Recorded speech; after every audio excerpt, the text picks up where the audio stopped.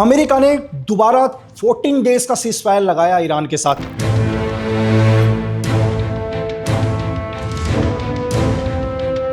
लेकिन क्या सच में सीज फायर ज्यादा दिन तक रहेगा? बिल्कुल नहीं, बहुत जल्दी ये सीज फायर टूट जाएगा।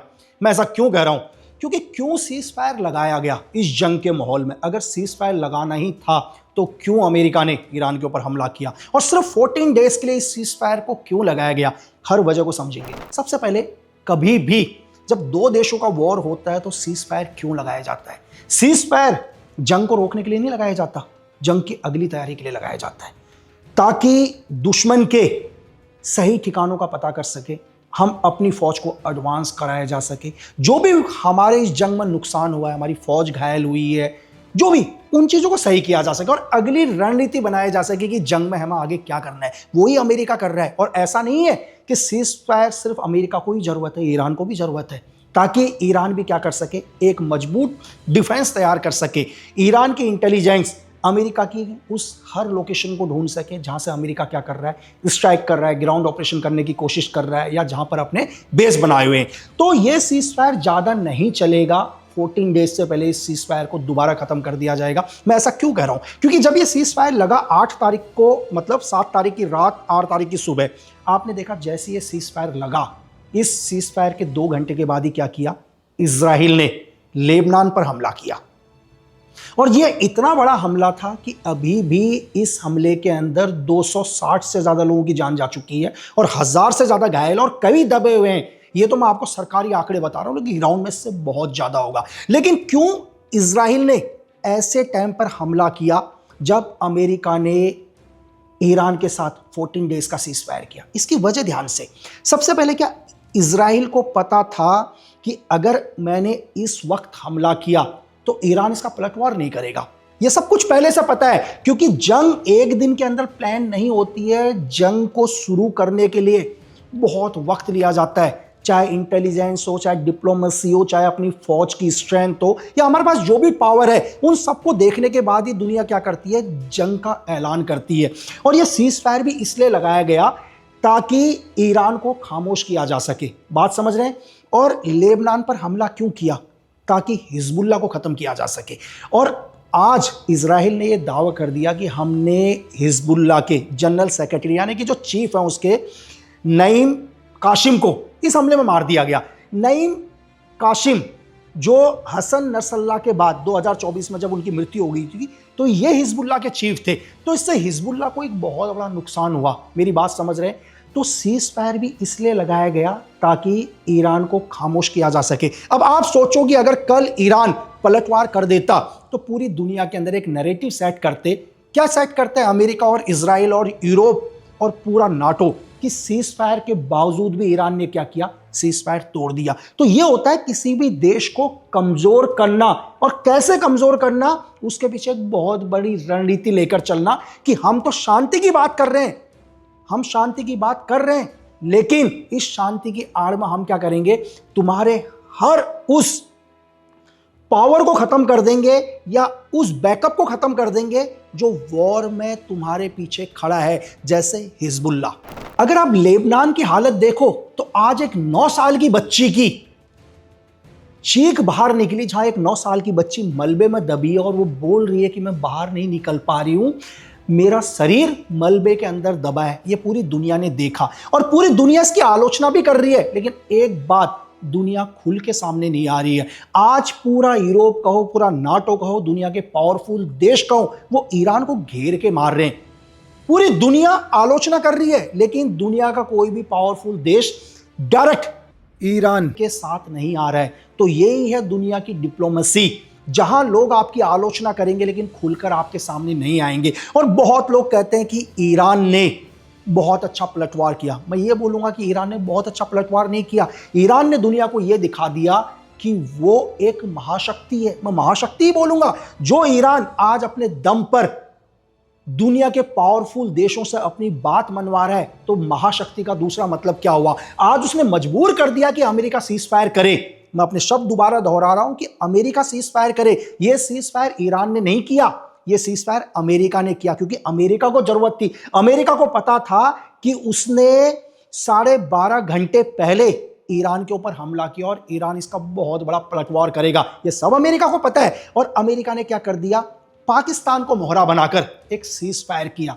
पाकिस्तान को मोहरा, इस बात को ध्यान से समझना कि दुनिया में इतने देश हैं, पाकिस्तान को ही क्यों मोहरा बनाया। एशिया के अंदर बहुत पावरफुल देश है, एशिया में चाइना बहुत मजबूत देश है, पावरफुल देश है, हिंदुस्तान एक महाशक्ति, एक पावरफुल देश, यहां रशिया, लेकिन मोहरा पाकिस्तान को दिखाया ताकि पाकिस्तान की छवि को दुनिया के अंदर एक मजबूत लाकर दिखाए और पाकिस्तान को यह दिखाया कि पाकिस्तान ने सीज फायर किया है। लेकिन अगर आप इस सीज फायर की अंदर तक इंटेल जानोगे तो खुद अमेरिका ने क्या किया, पाकिस्तान को बोला, शहबाज शरीफ को बोला, वहां के फील्ड मार्शल आसिम मुनीर को बोला कि आपके संबंध ईरान के साथ बहुत अच्छे हैं, आप एक काम करो, ईरान की तरफ से या दुनिया को यह दिखाओ कि आप चाहते हो शांति, आप सीज फायर की बात करो। जाकि सिर्फ क्या है जो बोल रहे हैं, जो शब्द हैं वो सिर्फ पाकिस्तान के हैं, लेकिन इसके पीछे लिखी हुई सारी की सारी स्क्रिप्ट किसकी है, वो अमेरिका की है। और अमेरिका एक तीर से दो निशाने, एक तो उसने क्या किया,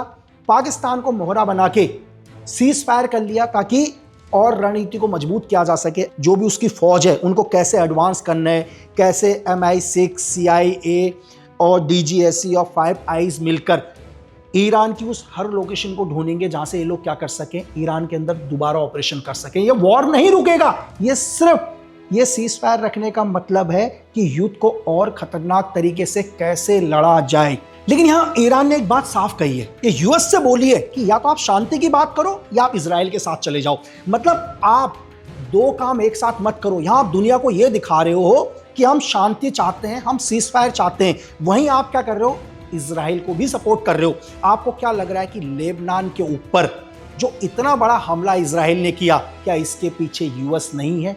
बिल्कुल इसके पीछे US है और US ने ही इजराइल के थ्रू क्या किया है, ये बड़ा हमला करवाया है ताकि US ने तो दुनिया को ये बोल दिया कि मैंने सीज फायर किया, ये हमला इजराइल ने किया है। अब लेबनान में इतना नुकसान होने के बाद US क्या बोलता है कि लेबनान के अंदर भी सीज फायर किया जाए, कि ये होता है अपने दुश्मन को कैसे कमजोर करें। मतलब यहां इजराइल, यहां अमेरिका, यहां नाटो, यहां पूरा यूरोप एक ही है, लेकिन दुनिया को क्या दिखाने की कोशिश कर रहा है कि अमेरिका शांति चाहता है, नाटो बोल रहा है कि हम अमेरिका के साथ नहीं है, इजराइल ने बिना अमेरिका को बताए लेबनान पर हमला कर दिया। ये पूरी दुनिया को गुमराह किया जा रहा है। और ऐसा नहीं है कि दुनिया के पावरफुल देशों को इस बात का नहीं पता, हर देश को इस बात का पता है। और ऐसा नहीं है कि ईरान को इस बात का नहीं पता, ईरान को भी इस बात का पता है, लेकिन ईरान भी सही मौके का इंतजार कर रहा है। जैसे ही ईरान को एक सही टारगेट, सही लोकेशन, सही मौका मिलेगा, ईरान इससे बड़ा हमला, चाहे इजराइल हो, चाहे पूरा अरब हो, चाहे पूरा गल्फ हो, चाहे अमेरिका हो, इससे बड़ा पलटवार आपको कुछ ही दिन के अंदर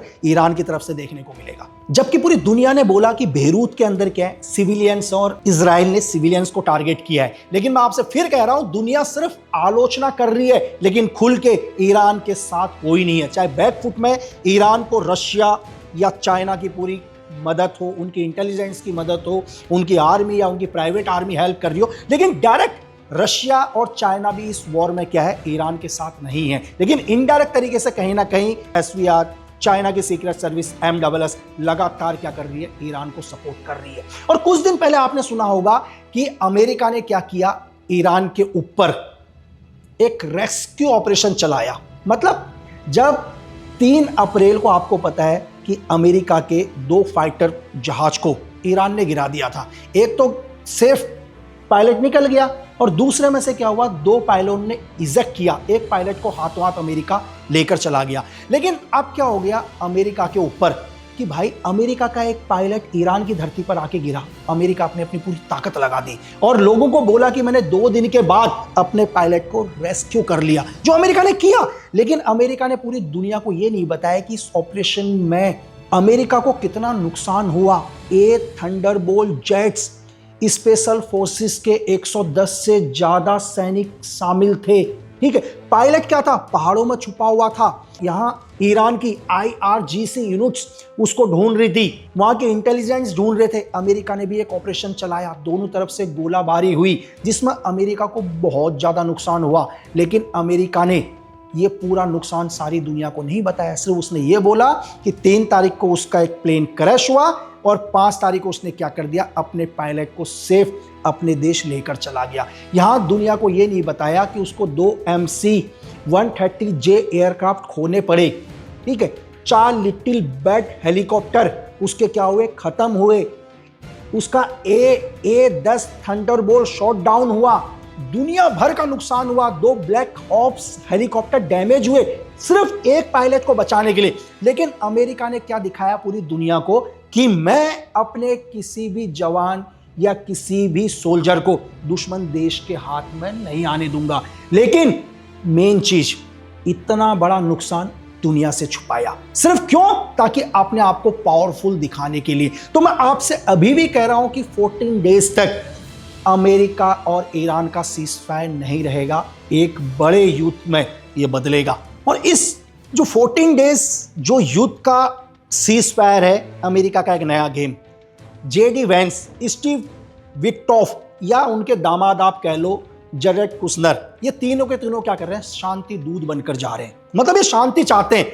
आप ये सोचो, जो अमेरिका पूरी दुनिया में इस टाइम वॉर करा रहा है, जिसने रशिया और यूक्रेन का वॉर कराया, जिसने सीरिया की गवर्नमेंट गिरा दी, जिसने पूरा श्रीलंका खत्म करवा दिया, जिसने बांग्लादेश की सरकार गिरवा दी, जिसने नेपाल के हालात बिगाड़ दिए, वो अपने शांति दूत भेज रहा है सिर्फ दुनिया को दिखाने के लिए। इस शांति दूत के आड़ में भी क्या कर रहे हैं, ये बड़े बड़े देशों के साथ ऑयल डील, आर्म्स की डील कर रहे हैं और दुनिया को सिर्फ क्या दिखा रहे हैं, एक शांति का मैसेज। और अब आते हैं कि क्यों अमेरिका ने पाकिस्तान को क्यों मोहरा बनाया, ताकि दुनिया को यह दिखाना कि पाकिस्तान एशिया के अंदर पावरफुल है। और पाकिस्तान का आशिम मुनीर या पाकिस्तान के शहबाज शरीफ अपनी जनता को यह दिखाना कि हम दुनिया में, हमारा स्थान कहां पर है, हम पावरफुल हैं, ताकि पाकिस्तान की जनता को भी ये ऐसा भरोसा हो कि सच में पाकिस्तान क्या है, एक मजबूत देश है, एक पावरफुल देश है। पाकिस्तान वो है जो आज अमेरिका और ईरान का सीज फायर करा रहा है। एक ऐसा नैरेटिव सेट करना कि पाकिस्तान की तो जनता है वो क्या करे, अपनी प्रेजेंट गवर्नमेंट के ऊपर भरोसा करे।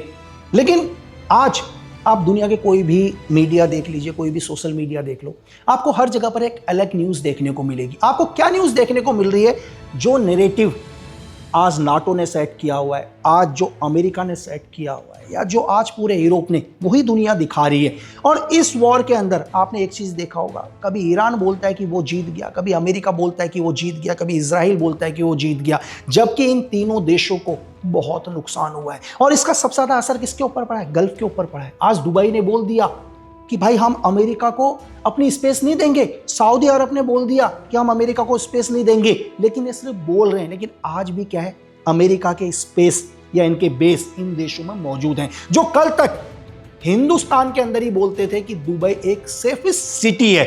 दुनिया की सबसे सेफेस्ट सिटी क्या है, दुबई है। हिंदुस्तान से बहुत सारे लोग दुबई के अंदर जाके बस रहे थे, लेकिन उन्हें यह समझ में आ गया कि अगर दुनिया में सबसे सेफ है तो हिंदुस्तान है। रातों रात क्या हुआ, दुबई से लोग हिंदुस्तान के अंदर आए, या दुनिया में जिस भी देश में लोग थे सब वापस हिंदुस्तान के अंदर आए, क्योंकि लोगों को यह समझ में आ गया कि अगर दुनिया में कोई मुल्क बिल्कुल सेफ है जिस पर कभी वॉर का असर नहीं होगा, या जो वॉर में नहीं जाएगा, वो क्या है, वो हिंदुस्तान है। तो मैं तभी आपसे कहता हूं कि वक्त आने पर ही पता चलता है कि हमारा देश कितना पावरफुल है, हम कितने सेफ हैं। आज अमेरिका की जनता सड़कों पर आ गई है। 80 से ज़्यादा सांसद डोनाल्ड ट्रंप के अगेंस्ट आ चुके हैं। आज पीस हैशटैग आप देख रहे हैं जो पूरे अमेरिका को वॉर में लेकर चला गया, लेकिन अभी भी पीक हैशटैग क्या है, अमेरिका का डिफेंस सेक्रेटरी बना हुआ है। आप ये सोचो कि जिसने आज अमेरिका के ऐसे हालात कर दिए, जिसके अगेंस्ट में 80 सांसद जमीन में आ चुके हैं, अमेरिका के लोग रोड पर उतर चुके हैं, उस पीक हैशटैग तक को भी नहीं हटा पा रहे हैं, तो आप उसको क्या लोकतंत्र बोलोगे? क्या ये लोकतंत्र है जिसने आज अमेरिका को अंदर से झंझोर के रख दिया?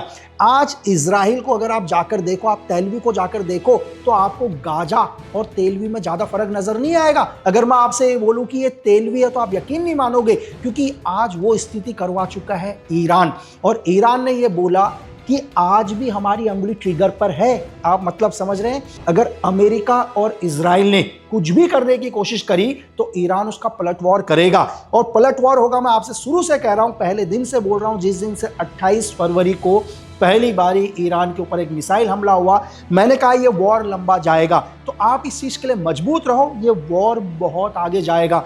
आप अपने मन को ये मजबूत कर लो कि ये वॉर 2-4 दिन के अंदर नहीं रुकेगा, ये वॉर लंबा जाएगा, क्योंकि जो हमें ग्राउंड पर नजर आता है सच में वैसा नहीं होता। इस वॉर के पीछे दुनिया के बहुत पावरफुल लोग हैं जो चाहते ही नहीं है कि ये वॉर खत्म हो।